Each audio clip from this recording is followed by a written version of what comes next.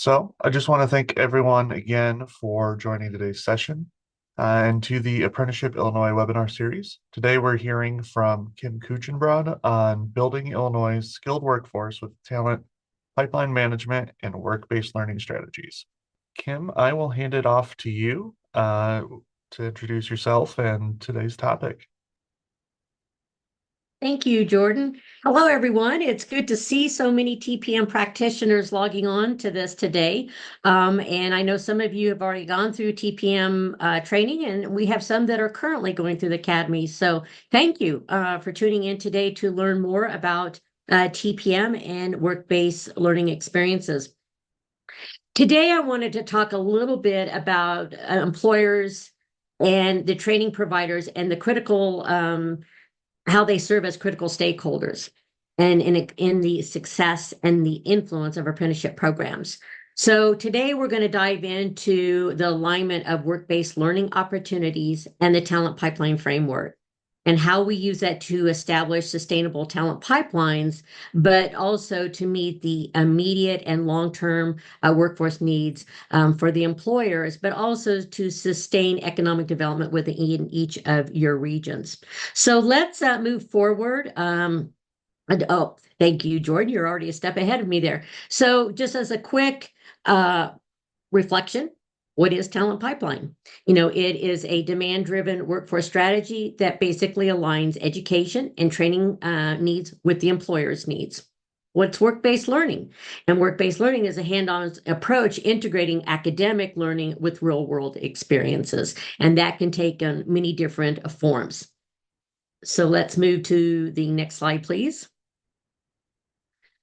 So one of the things that I really look at in Illinois, everything that excuse me, I'm getting all tongue-tied this morning because I've had too much coffee. So the framework that we use that emphasizes TPM basically includes assessing the workforce needs of the employers, building those partnerships across each of the 10 economic development regions, and designing aligned training to meet those employer needs.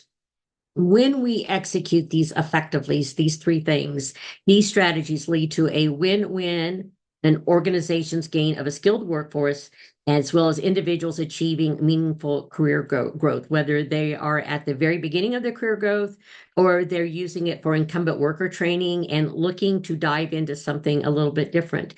This also includes retirees, as myself, as I'm getting up into that age group and everything, you start to look at what other training opportunities are out there for me to continue my own personal growth, or if I wanted to try a completely different career pathway.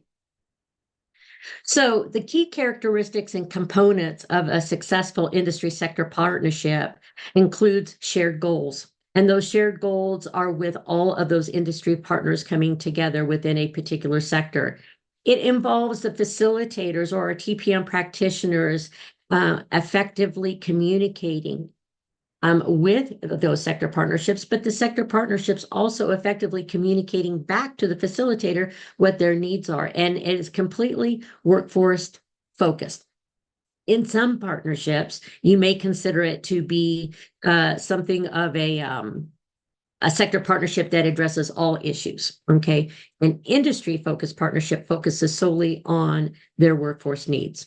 So when we're looking at the components of training, mentorship opportunities, and job placement services, it becomes a huge win-win. So let's talk about work-based learning.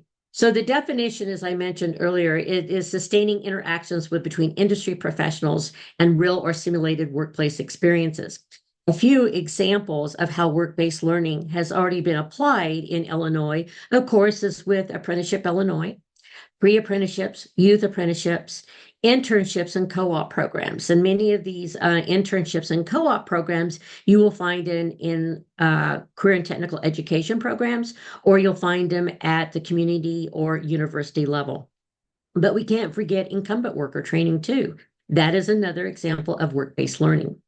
The benefits of it is it benefits the gap between classroom learning and career readiness.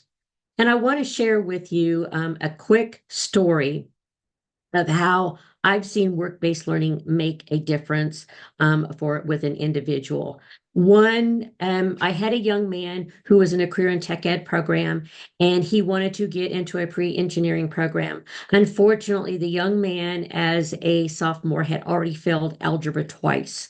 And in order to get into this work-based learning experience, he had to pass algebra as one of the prerequisites. And so we set him up with a mentor, a math mentor. We sent him through summer school and so forth. And he ended up finishing summer school with a C minus. A C minus is a C minus, and he got into the program.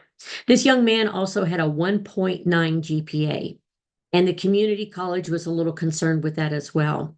But setting him up with the right career mentors, this young man ended up excelling in math. 2 years later, he graduated with math honors from his high school and had already earned his associate's degree in a pre-engineering program.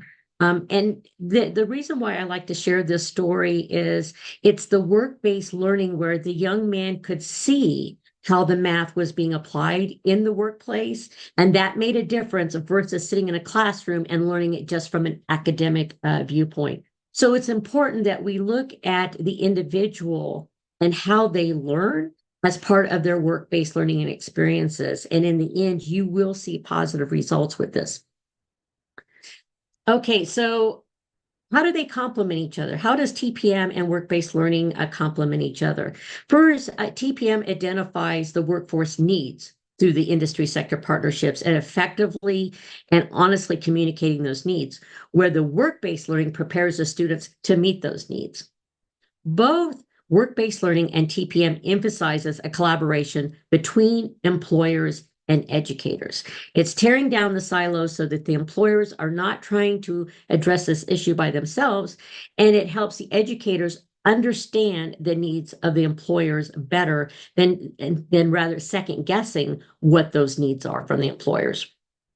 They have shared goals, and that shared goal is basically building that a skilled, adaptable workforce to meet the region's needs.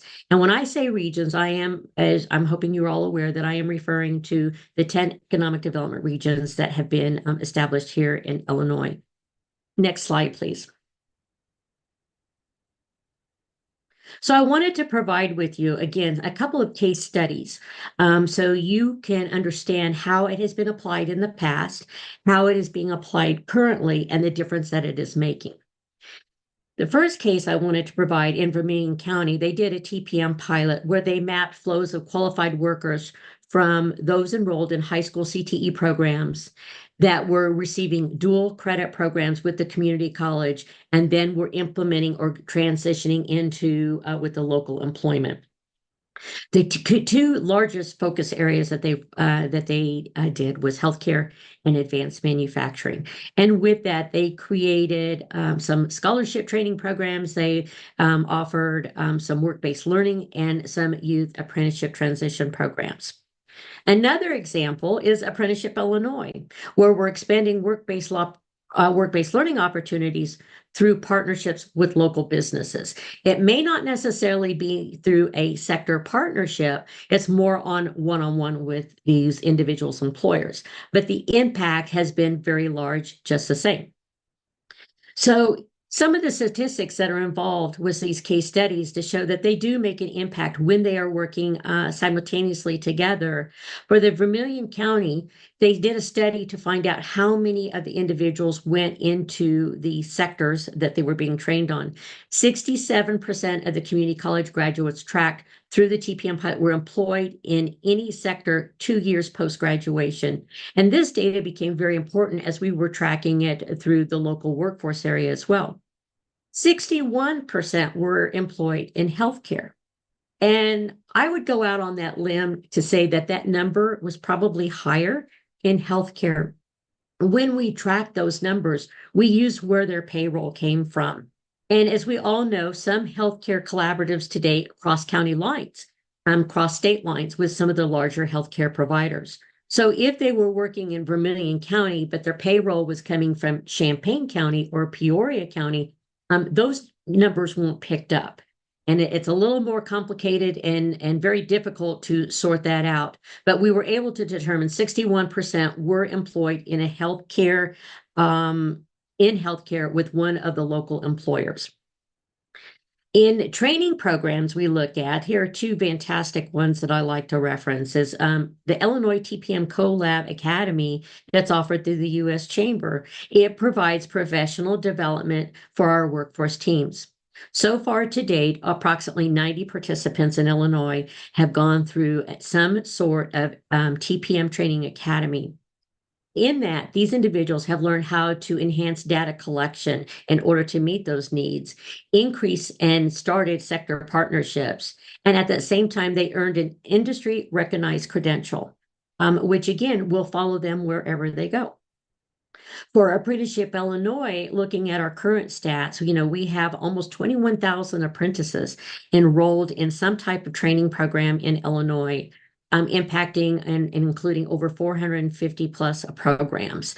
And when you look at apprenticeships from days gone by, when it was really set with the construction industry, and today, when I talk about Apprenticeship Illinois and share how we can use apprenticeships to expand a whole new different talent pipeline. And I share with them that we can create it in healthcare and we can create it with teacher apprenticeships. We can do winemaking, distilling, transportation, property management, banking, and so forth. A lot of employers are really amazed, and it really opens their eyes to that light bulb or that aha moment to say, I've never thought of using apprenticeships in that fashion. And now we've impacted over 1,700 employers. Can you imagine what we could do if we aligned TPM and sector partnerships and how that could just expand apprenticeships more rapidly and make a larger impact in Illinois? So some of the national trends that are associated with work-based learning is 82% of the states track some data on work-based learning programs, but only 22% aggregate this data to identify the gaps to access participation data. So sometimes we will miss, are we overlooking an underrepresented population group? Are we looking at individuals who are re-entering or are veterans programs? And those who are taking that data and tearing it apart have been able to develop very specific programs. Like one that I've seen is boots on the ground to employment, or I've seen veterans. I forget exact name of the program, but basically it's focusing on veterans, and it was called Helmets to Hire.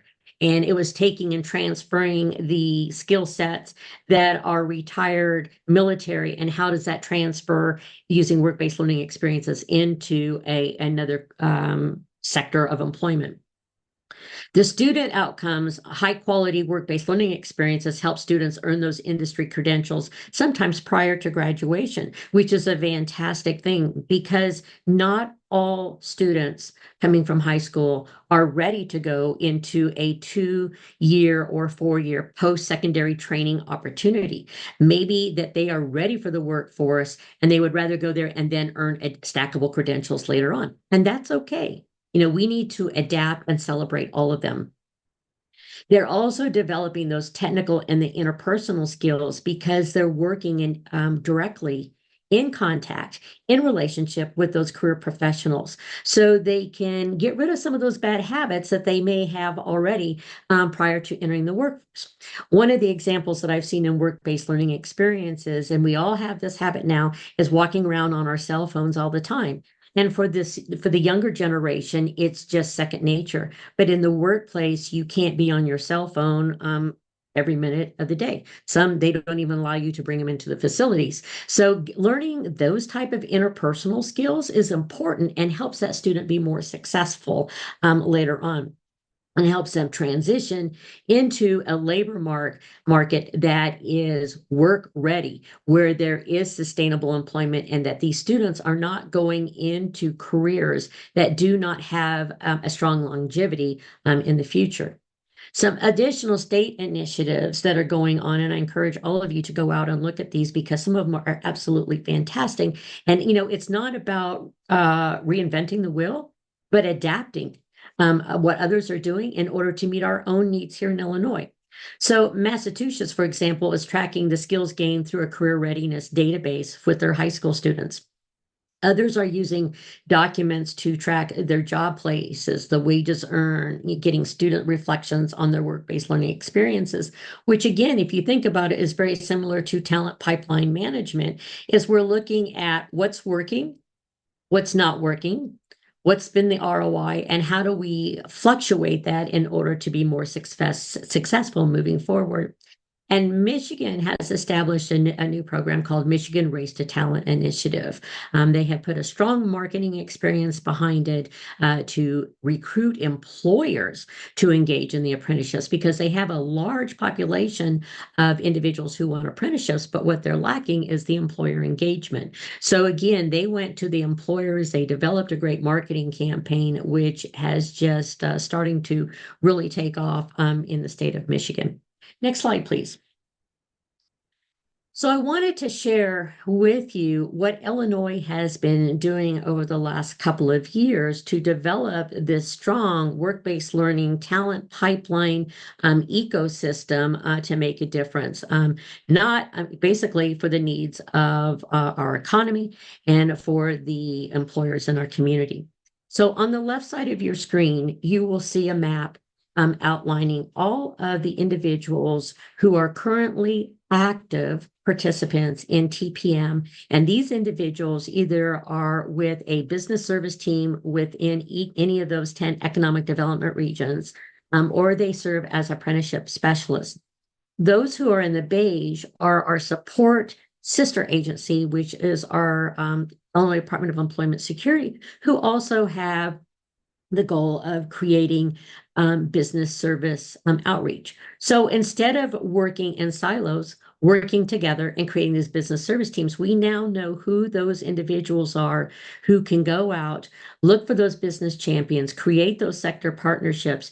And when it is at the right timing in our TPM strategies, bring in any of our apprenticeship specialists to come in and say, hey, we have talked about apprenticeship specialists. Now let me bring our apprenticeship programs. Let me bring you in the expert who can walk us through that process to see if this is really something that we want to explore as an additional pathway.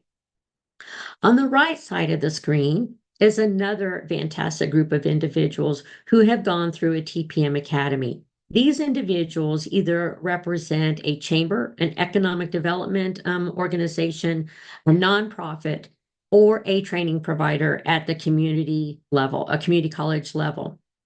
These individuals took the training to understand what roles they can play, either by serving as a facilitator in areas where we do not have a strong support system within our local business service teams, and they can take the lead, where then our the workforce teams can, our business service teams can support them. It's just reversing the roles a little bit.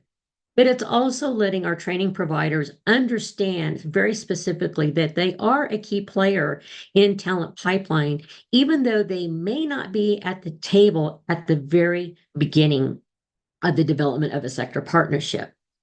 As those who are education training providers who've gone through this training program, I've checked in with them later on and they've seen a significant value and increase that, yes, some of their practices in the past have been great, but maybe they didn't have the right data at the right time simply because the employers haven't done their homework yet. And you hear that a lot in our TPM strategies. So as you can see through the people that have been involved with this, Illinois has made a significant investment in training these individuals. Next slide. The next step that we took is many of you have gone through the process of creating your local workforce strategic plan, and then it was integrated into an overall regional workforce plan. And of course, in the state of Illinois, then made that the unified state plan. Can we go back one slide, please? We just, thank you. There you go. And so what I've done is I've gone through and was able to identify all of the key players that was in that area. And from your own reports that have been submitted, been able to extract out what your target sector focuses are going to be over the next couple of years. And even the occupation job titles that you think are areas of critical need for your employers. But what we don't know yet is when we do our demand planning, is that what's missing? What's the piece of the puzzle that's missing? We still may need registered nurses because honestly, that is a big one that is known throughout all regions. But is it the registered nurses or is it the CNAs?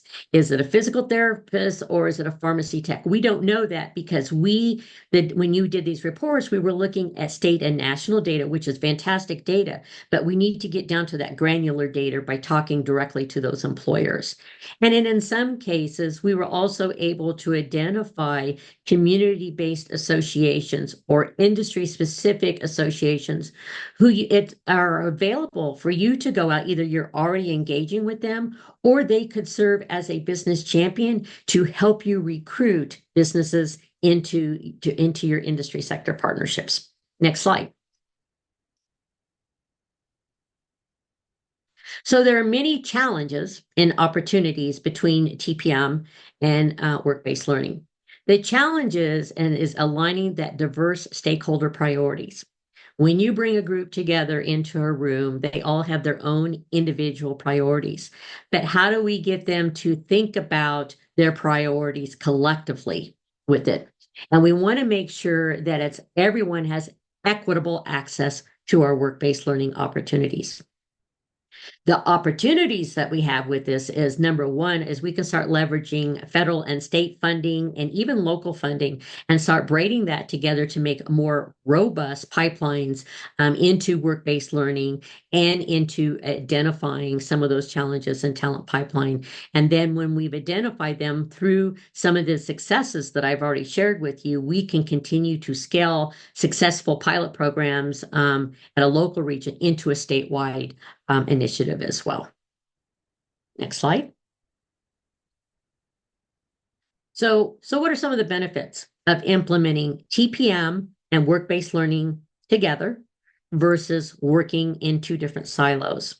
First of all, we're aligning the workforce skills alignment, not just for one individual, not just for one employer, but for many, all within a particular region. We also, when we work this collectively, we end up starting to create apprenticeship training and work-based learning experience programs that can almost be, in some cases, not all, but in some cases, be canned versions that we can pull off the shelf, maybe tweak it a little bit, and create those apprenticeship programs a little quicker than starting from scratch every time. We're going to reduce the recruitment cost and we're going to improve employee retention. These three things that I'm focusing on, workforce skills assessment, reduce recruitment costs, and improve employee retention, are the three key pain points that keep employers up late at night. And if we can come up with solutions for them, of course, then it becomes a win-win, not only for the employer, but for the future employee and the state of Illinois' economy. Next slide. So when we start to look at KPIs, what are we looking for in our industry sector partnerships and TPM? And these are some of the similar ones that we use when we're looking at indicators for our grant deliverables. Are we reducing the recruitment time from the time that employer is posting that position to the time that that person is brought on? Are we reducing the recruitment time from the time that person is brought on to full production? Those are two different measures that we can look at. We're going to look at the employee retention rates. When you talk to employers today, they say, if I can keep an employee 6 months, I am doing fantastic. Some will say, if I can keep them 3 months. Some are even saying, I want to increase my employee retention to 1 year. So we need to look at what is happening with those retention rates. Are we robbing from each other because we haven't diversified and identified our talent pools? We don't know that yet, but that's a question we need to ask our employers.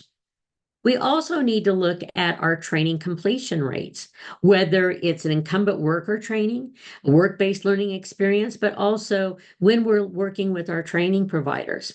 And our training providers can provide that information of the number of individuals that have been enrolled in that program and the number of completers versus the non-completers. And if they're non-completers, why? What is happening that that individual was on that right track and something happened? And opening those doors of communication, maybe that person was dropping out because of childcare, of transportation. There could be a million different reasons. But when the training provider communicates those issues, understands those issues, communicates those with the local workforce, we all know that the LWIS may be able to support that individual with those needs and help reduce those barriers that are keeping them from becoming not from going from non-completers to completers. And then we're also looking at that workforce skills assessment. And this mostly becomes on the part of the employer of keeping up on what are they posting in their job descriptions, what are they looking for in their workforce skills. If technology has changed, then their workforce is going to change. Their training skills are going to train, but are they effectively communicating that with their training providers? And these are all things that we can evaluate and set goals for leading and lagging measures, not only for the success of our industry sector partnerships, but for the successes of any apprenticeship grant programs that we may have. Next slide. So why is it important to track this information? It's kind of if you say that you've set your own personal goals and you want I'll do that everyone's on wants to go on a diet right now. And what are you doing to track your goals to get to where you want to be in a healthy state of mind? And okay, so are you exercising? Are you eating regularly? Are you engaging, with the right calorie intake and so forth? It's the same thing on tracking the data. Are we hitting the right measurements? What are we tracking? And each sector partnership is going to set their own tracking and analyzing their own workforce data as a group. However, employers need to track it internally as well because theirs are going to be a little bit different than the overall group. When the employers as a group see that they're moving the needle in a positive direction, what you will get as a TPM practitioner or a work-based learning facilitator is you're going to get continued support. And they're going to come back to you over and over again and say, okay, we tackled registered nurses. Now we want to track, we want to go and look at uh, our hospitality cleaning services. That's the next big one that impacts our environment, and we've overlooked that for a while. You don't want to create a sector partnership and not have results to show that the time commitment that the individuals, the professionals are making in this, that they got to see where they're getting something out of it, or they're going to disengage with the process. And of course, with anything, it's continuous improvement over and over again. If you are working in work-based learning, and apprenticeships, what's working, what's not working? How can we increase the engagement with apprenticeships? How can we looking at apprenticeship ambassadors, what they're doing for Illinois on helping increase awareness, increasing the engagement and recruitment of employers. And yet at the same time, the ROI for the individual, the skill sets that they are learning from it are, just fantastic that they're going to be able to take with them anywhere. But it's so important, no matter if you're looking at the TPM process, Apprenticeship Illinois process and everything, that we track the data to show that we are moving in the right direction. If we're not, that's when the ROI, what can we do, or the continuous improvement, what can we do to get right back on track again? Next slide. So in conclusion of this presentation, the takeaways that I hope that you'll be thinking about after today is both TPM and work-based learning are essential for workforce development in Illinois. They work simultaneously together. They are partners together. And the collaboration and innovation to these two programs are key to the success for our workforce. My ask and my call to action for you today is to engage with your local TPM and work-based learning initiatives to support the workforce growth. If you want to learn more about TPM, please reach out. If you want to learn more about work-based learning, please reach out to the professionals here in Illinois who are leading these changes and these programs. I also ask that you continue to develop your industry sector collaboratives to address the talent needs. I encourage you all to go back and look at your regional plans and be able to extract out the information to say, where were we going to focus? What was going to be our first collaborative or industry sector partnership we were going to do?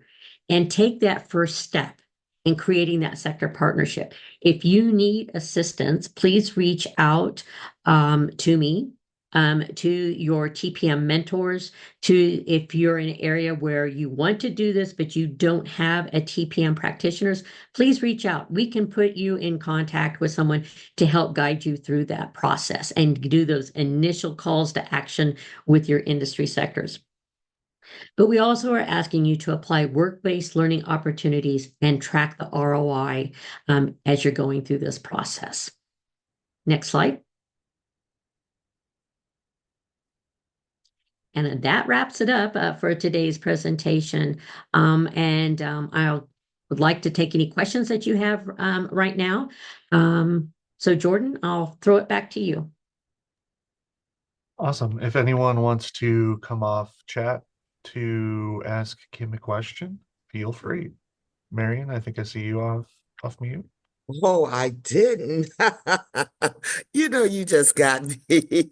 I really didn't put my hand up, but I was thinking about it. So let me go ahead and ask this. Kim, amazing, amazing, amazing. I've been in workforce now about 12 years. My background is a business owner myself, also market research, and now in workforce. And I've had the privilege of throwing all these three together. One of the things that you have just hit upon as a business owner is the tracking. You did hit upon also that we need to learn how to add the business incentive in with the training. The first thing as a business owner, when I got to workforce, it really showed me the separation of who's training for my business. And if you don't have the interlocking of the business and the trainer and the acceptance with both of them, you still have a disparity. I can't let anybody come in and train my people and pick them up just because they're classified in my business and I haven't gotten the confidence of the trainer. That's number one. Number two, you have also combined the incentives that gives that employer definite incentives of having that trainer and having that workforce behind them that carry on our wraparound services and incentives, which is great. But most of all, I think what you hit upon, and I was waiting for you to hit upon this, that I'm finding being a business service specialist or business relations specialist, is retention. Mhm. If I had known about workforce when it's still in my business, I wouldn't be here talking to you guys. I'd be in Aruba someplace because the most important thing for an employer is for me to get somebody that I can build upon, train upon, and retain in my business to go from a small business to a medium business. If we present all of these facets to the employer with the analytical background of our tracking and what we have done, we've got a win-win situation. But once we have, we're just as strong as our weakest link. That's what I'd like to say. Once you have a weak link for that employer and they lose the confidence in you, it's very hard to gain that back because they're gone on to bigger and better things. But the most important thing is, please, when I got here to workforce, that's one of the things that I was able to discuss with the partnership. Don't give me no trainer that, you know, how you gonna give me a trainer in my business? And I don't know what about the trainer. I don't know if me and the trainer have a collaboration and see eye to eye. Just because they're a hospitality trainer, show me something in their background or show me some tools that they use that coincide with my business, okay? And we had to really look at that, excuse me, in the partnership.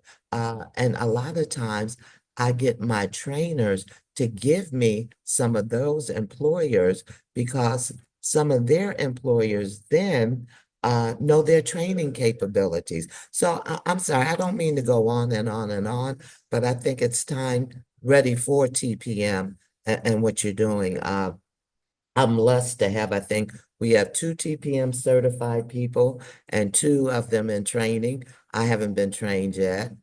Uh, but I do see what you're doing, and it's a beautiful thing for the whole. We're stronger with strengths of accepting all of what we do to get it in that circle. So, as an Mhm. employer, as market research person, and as a workforce now person, I think we're ready for TPM, and if we can indulge, So, thank you.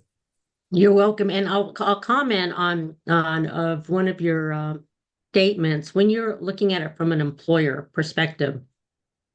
The issue of the trainer not understanding what the employer's needs are is because the employers in the past have not openly shared what is needed in the training. And in that particular case, the training provider is doing some assumptions. They're assuming based on the trends, this is what you're wanting, in your training. And and then again, as an employer, you're not sure, of what's going on. By getting employers of a like industry together and saying, this is what our training needs are. This is what we need your training programs to do. Do they do that? And it allows you as an employers to evaluate the competencies and the skills that that individual going through the training that they're going to receive. And you're Okay. absolutely right. Or as I stated, I have a trainer in my pocket that when I go up to employers, they already know the trainer and know the background of the trainer and know the Yeah. trainer specs because they also have a relationship with the chef and he's renowned. So you're very, very, very correct because I was just listening to you and it's really not. If I am the employer, our bottom line goal for this workforce initiative is employment, economic development, and empowering our communities. So look at the employer always as the client. So if I am a training perspective, I need to go and see what that employer needs, not so much as, and then how I can empower that employer, not so much as you telling me what you're going to do for me, because I'm the Exactly. employer, I'm running this, okay? And I think that was something that we needed to look at because we're all in this for empowerment, and our trainers always thought they could tell the employer what to do, and you're not going to ever be able to tell an employer what to do, and they out here working real hard to have this money. But if they go in with the initiative of collaboration and seeing the employer need, and Mm. then assessing the need and empowering their need, you have a win-win situation and showing the Absolutely. retention behind it. That is correct. Good observation. I'm sorry, I didn't take up anybody else's time, did I? We got I'll till mute. 1 o'clock, at least on the calendar invite. So, does anyone else have any comments or questions for Kim? If you're unable to come off mute, you can put it in the chat as well. Otherwise, we can wrap up the session early if there's no additional comment.